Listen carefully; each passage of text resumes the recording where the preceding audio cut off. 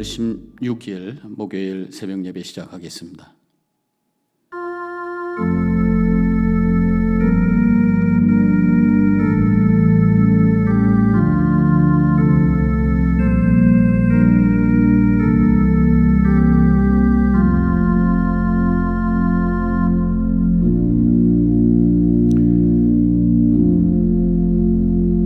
좋으신 하나님 감사합니다. 오늘 하루가 시작되는 이 시간 주님을 바라보며 은혜가 고백되어지고 은혜가 느껴지고 그 은혜를 누리면서 시작하는 한 날이 되게 하여 주시옵소서. 우리가 숨을 쉬고 있다고 하는 것 하나님의 은혜인 줄로 믿습니다. 오늘도 우리에게 주어진 시간이라고 하는 것 은혜인 줄로 믿습니다. 우리에게 주신 건강, 우리에게 주신 가족, 우리에게 주신 성도님, 우리가 먹을 수 있는 음식 모두 하나님이 베풀어 주신 은혜인 줄로 믿습니다. 하나님 감사합니다. 오늘도 그 감사 속에서 하나님의 손길을 경험하며 주님과 동행하며 천국을 이룰 수 있는 복된 하루 되게 하여 주시옵소서. 이 시간 주님 앞에 올려드립니다. 함께 하실 줄 믿고 감사하며 예수님의 이름으로 기도합니다. 아멘. 이제 우리 다 같이 찬송가 569장 1절과 4절 2절만 부르시겠습니다.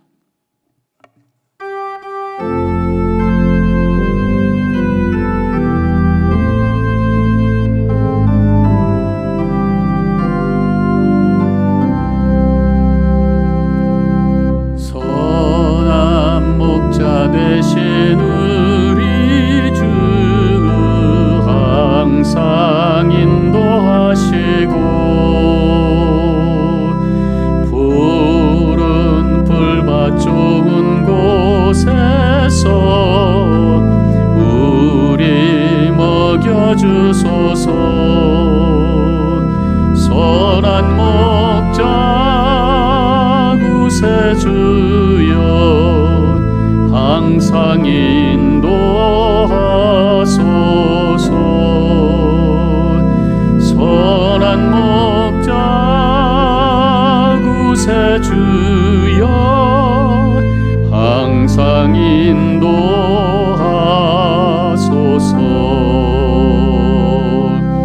일찍 주의 뜻을 따라서 살아가게 하시고 주의 크신 사랑 베푸사 따라가게 하소서. 선한 목자 구세주여 항상 인도하소서.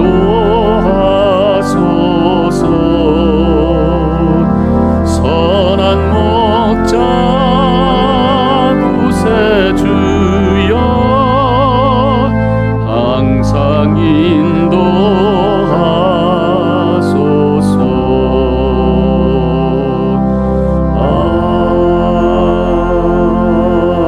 아멘.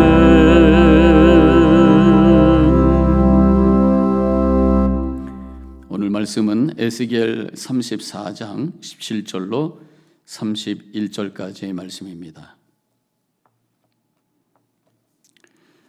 찾으신 줄로 믿고 제가 봉독해 올리겠습니다. 주 여호와께서 이같이 말씀하셨느니라. 나의 양떼 너희여, 내가 양과 양 사이와 순양과 순염소 사이에서 심판하노라. 너희가 좋은 꼴을 먹는 것을 작은 일로 여기느냐? 어찌하여 남은 꼴을 발로 밟았느냐? 너희가 맑은 물을 마시는 것을 작은 일로 여기느냐? 어찌하여 남은 물을 발로 더럽혔느냐? 나의 양은 너의 발로 밟은 것을 먹으며 너의 발로 더럽힌 것을 마시는도다 하셨느니라. 그러므로 주 여호와께서 그들에게 이같이 말씀하시되 나 곧 내가 살찐 양과 파리한 양 사이에서 심판하리라. 너희가 옆구리와 어깨로 밀어뜨리고 모든 병든 자를 뿔로 받아 무리를 밖으로 흩어지게 하는도다. 그러므로 내가 내 양떼를 구원하여 그들로 다시는 노략거리가 되지 아니하게 하고 양과 양 사이에 심판하리라. 내가 한 목자를 그들 위에 세워 먹이게 하리니 그는 내 종 다윗이라. 그가 그들을 먹이고 그들의 목자가 될지라. 나 여호와는 그들의 하나님이 되고 내 종 다윗은 그들 중에 왕이 되리라. 나 여호와의 말이니라. 내가 또 그들과 화평의 언약을 맺고 악한 짐승을 그 땅에서 그치게 하리니 그들이 빈들에 평안히 거하며 숲을 가운데서 잘지라. 내가 그들에게 복을 내리고 내 산 사방에 복을 내리며 때를 따라 소낙비를 내리되 복된 소낙비를 내리리라. 그러한즉 밭에 나무가 열매를 맺으며 땅이 그 소산을 내리니 그들이 그 땅에서 평안할지리냐.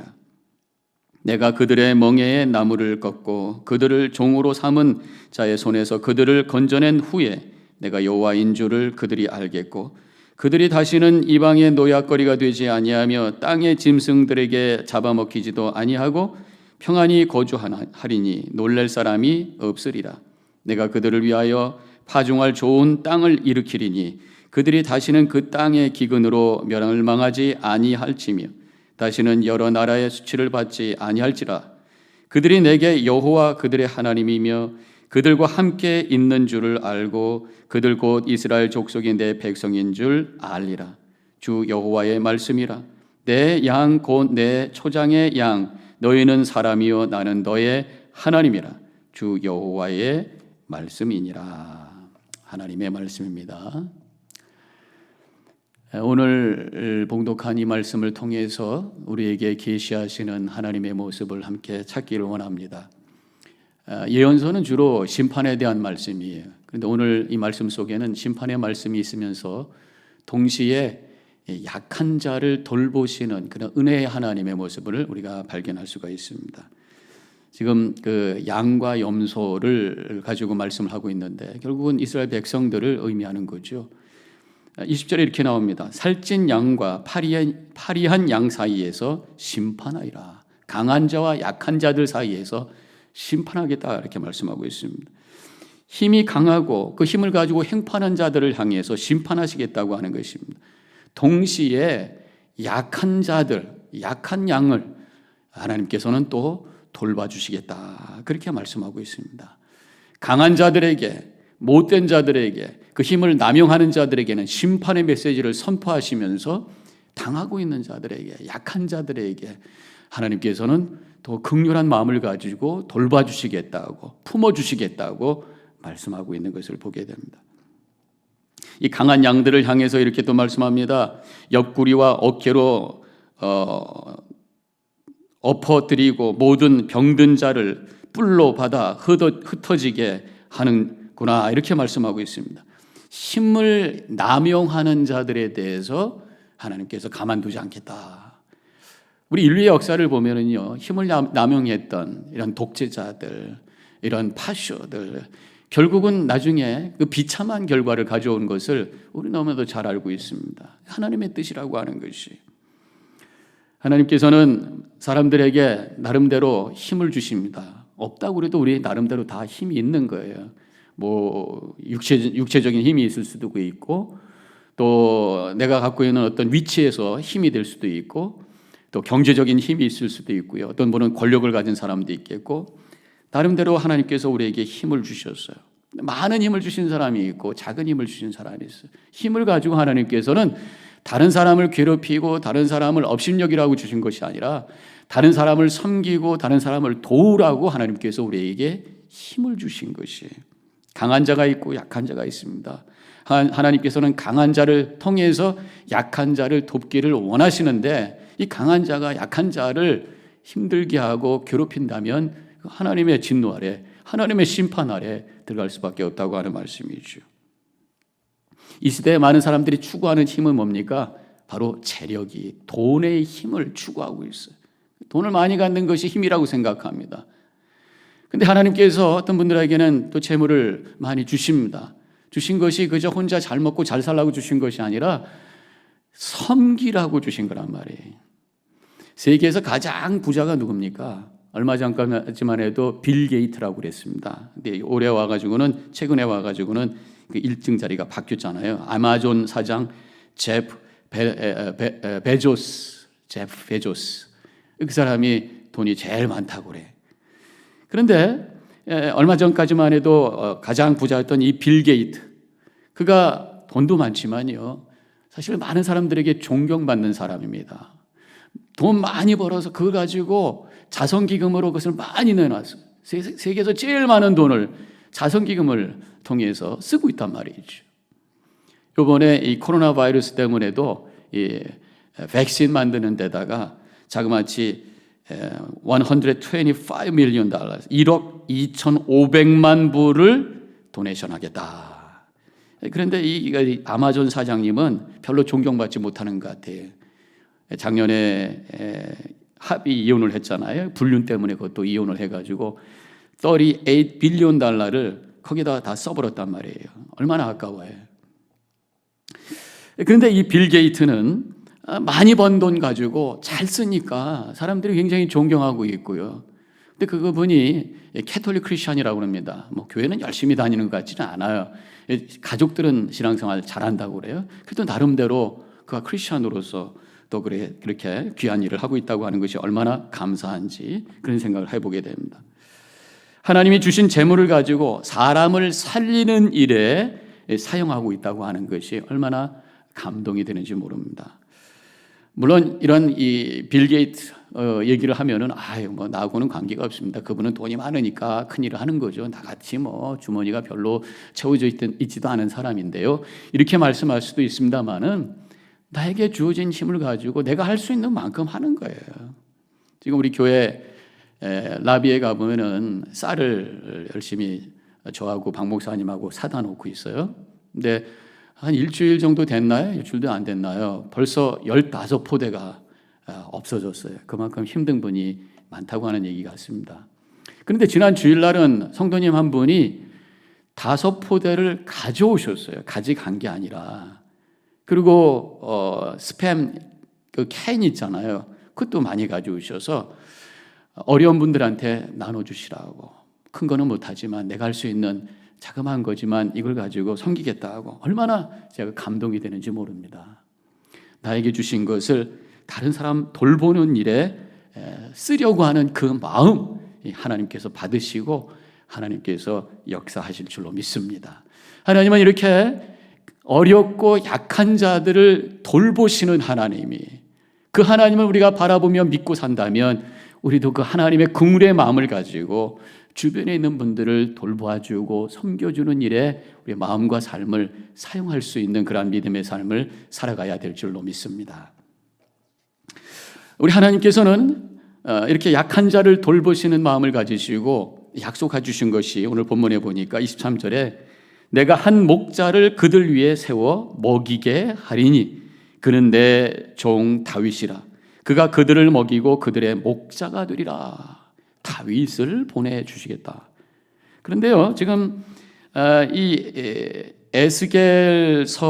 에스겔은요,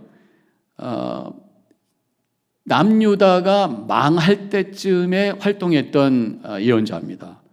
다윗은 벌써 거의 300년 전의 인물이에요. 그런데 하나님께서 다윗을 보내주시겠다라고 약속하는 것은 그 떠났던 사람이 다시 온다는 의미가 아니라 다윗의 왕 위를, 그 왕을 이어갈 새로운 왕을, 메시아를 보내주신다는 약속입니다. 결국은 예수님에 대한 약속이죠. 예수님께서 이 땅에 오셔서 방황하고 있는, 그런 영적으로 죽어가고 있는 우리들을 살리는 일을 위해서 주님께서 우리를 이끌어 주시는 줄로 믿습니다. 우리 예수님께서는 이 땅에 오셔가지고 연약한 자들, 육신적으로 아파하는 자들을 돌보기 위해서 치유의 사역을 하셨어요. 배고픈 자들을 위해서 오병이어의 역사를 통해서 배를 채워주셨어요. 영적으로 죽어가고 있는 영혼들을 위해서 십자가에 달리셔서 피를 흘리시고 몸을 찢기시면서 죽으시면서 구원의 길을 열어주셨어요. 그 예수님의 그 모든 사역의 동기가 뭡니까? 우리를 불쌍히 여기시는 목자의 심정으로 그렇게 하셨다고 하는 것이죠. 마태복음 9장 36절에 이렇게 쓰여져 있습니다. 예수님에 대해서 이렇게 쓰여져 있죠. 무리를 보시고 불쌍히 여기시니 이는 그들이 목자 없는 양과 같이 고생하며 기진함이라. 목자 없는 양과 같이 지쳐있는 영혼들을 바라보며 긍휼한 마음을 가지고 우리 주님께서 사역을 하셨다고 하는 것이. 요한복음 10장 11절에서는 예수님 자신이 이렇게 또 말씀하셨습니다. 나는 선한 목자라. 선한 목자는 양들을 위하여 목숨을 버린다. 목숨을 버리는 선한 목자, 사꾼이 아니라 자신의 모든 것을 주시면서 우리를 살리시고 우리를 지키시고 우리를 회복시키시고 우리를 돌보시는 진짜 목자가 우리 주님이시다. 그렇게 말씀하셨습니다. 십자가를 바라볼 때마다 목자의 심정으로 우리를 바라보시며 눈물 흘리시는 주님의 눈을 바라보시며 그 앞에 엎드리셔서 감사로 주님을 찬양하며 주님을 따르겠다고 결단하며 주님만을 따라감으로 살아가는 믿음의 자녀들이 되어주시기를 주님의 이름으로 간절히 축원합니다.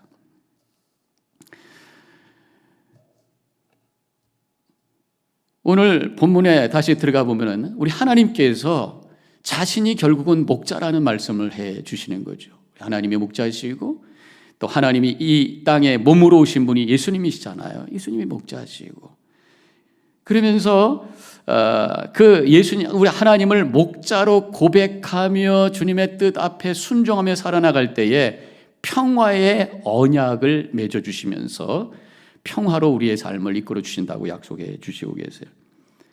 25절에서 내가 또 그들과 평화의 언약을 맺고 악한 짐승을 그 땅에서 그치게 하리니 27절에 가면은 평안할지니라 28절에 평안이 거주하리니 이 평화라고 하는 단어가 세 번이나 나오고 있습니다. 우리 하나님은 우리에게 평화를 주시기 원하시는 줄로 믿습니다.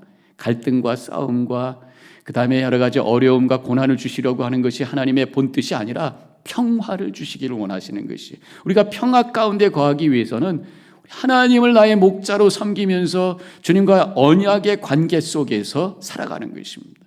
언약의 관계라고 하는 건 뭐예요? 하나님의 약속을 믿고 하나님께서 우리에게 주신 말씀에 순종하면서 주님과의 그 관계를 유지해 가면서 살아가는 것이 바로 언약 아닙니까? 하나님께서 주시겠다고 하는 평안의 약속을 붙드시고 말씀에 순종하시면서 살아갈 때에 우리에게 주시는 그 평화와 하나님의 은혜를 경험하면서 살아가시는 우리 성도님들이 되시기를 바라겠습니다. 그래서 오늘 이 다윗이 고백했던 시편 23편의 고백이 우리의 고백이 되어야 돼. 여호와는 나의 목자시니 내게 부족함이 없으리로다. 그가 나를 푸른 풀밭에 누이시며 쉴 만한 물가로 나를 인도하시는도다. 하나님을 목자로 고백하며 순종하며 그분만을 따라가겠다고 하는 믿음의 결단 속에서 주시는 그 평강과 주님의 생명의 은혜를 체험하시면서 오늘 주어진 이 날도 하나님의 평강이 우리 성도님의 영혼 속과 영혼 속에와 여러분들의 가정 가운데 충만하시기를 주님의 이름으로 간절히 축원합니다. 우리 이제 함께 기도하겠습니다. 먼저 묵상 기도하겠습니다. 우리 하나님은 연약한 자를 돌보시는 하나님이셔요. 우리에게 연약한 자를 돌보는 그런 또한 책임을 주신 줄로 믿습니다. 우리 주변의 어려운 분들을 위해서 특별히 이 어려울 때에 중보기도하는 시간을 가지시기 바라고요. 또 우리 하나님 자신이 우리 주님 자신이 우리의 목자인 것을 분명히 우리에게 말씀해 주셨습니다. 여호와는 나의 목자시니 내게 부족함이 없습니다. 주님을 향해 엎드려 경배하며 고백하며 그래서 주님의 평강과 은혜 가운데 살아가겠습니다. 결단하시는 이 시간이 되시길 바랍니다. 잠깐 묵상 기도하겠습니다.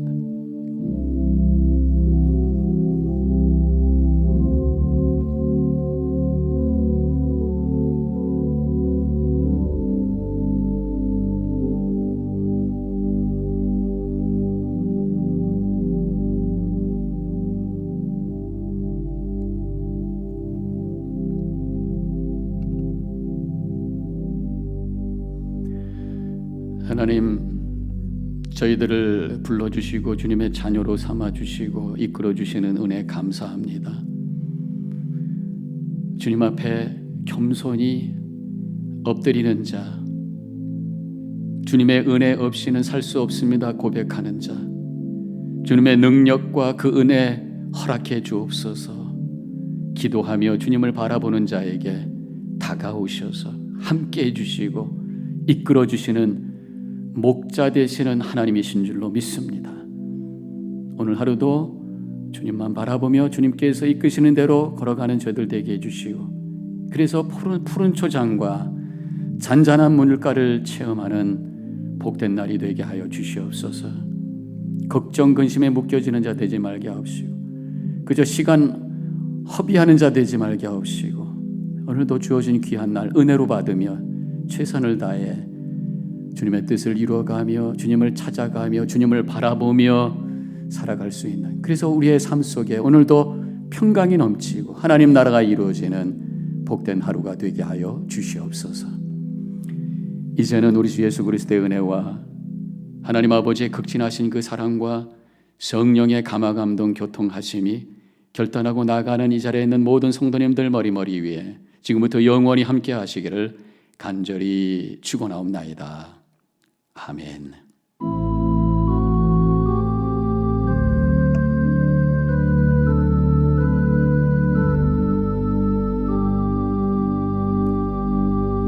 이제 각자 그 자리에서 머무르셔서 더 기도하시고, 그리고 일어서셔서 하루를 시작하시기 바랍니다. 기도하시기 바랍니다.